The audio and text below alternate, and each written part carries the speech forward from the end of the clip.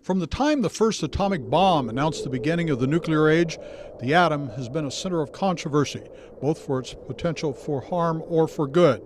Regardless, the demand for the raw material to power the world's reactors and build its bombs exploded, so to speak, in the early 1950s, and its impact was felt in Oregon. Here, about 15 miles northwest of Lakeview, Oregon's two largest uranium mines were developed in the mid-50s. The first commercial uranium mines in Oregon were located here by Don Tracy and John Roush of Lakeview. Named the White King Mine, its discovery was kept secret for about 4 months.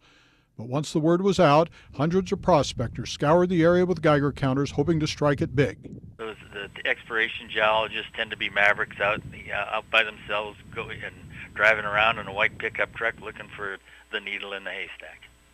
But here they found that needle, 2 of them in fact. Soon another ore deposit just less than a mile away was also found. It was named the Lucky Lass, near Auger and Thomas Creeks. The Lakeview Mining Company was formed, and a uranium processing mill was built here in Lakeview in 1958 at a cost of more than $3.5 million.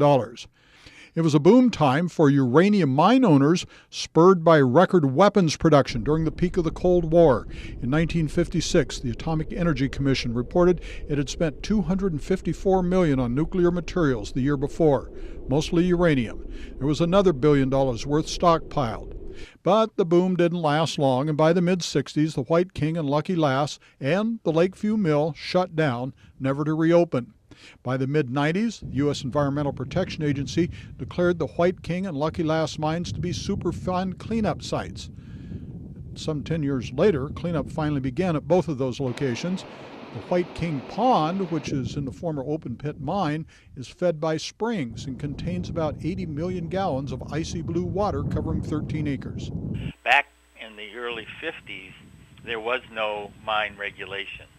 Those sites are all were grandfathered from being buttoned up and put away properly. I shouldn't say properly, because there weren't any rules and regulations about what to do with it.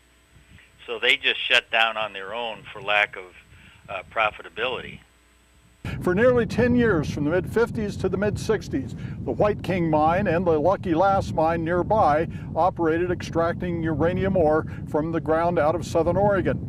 But when these mines were abandoned, nature took over and created what became a toxic site that required Superfund cleaning in order to neutralize the harmful elements that are in the ground. Mine tailings at both sites were sealed over and covered about 5 years ago to prevent the contaminants from leaching into area water supplies.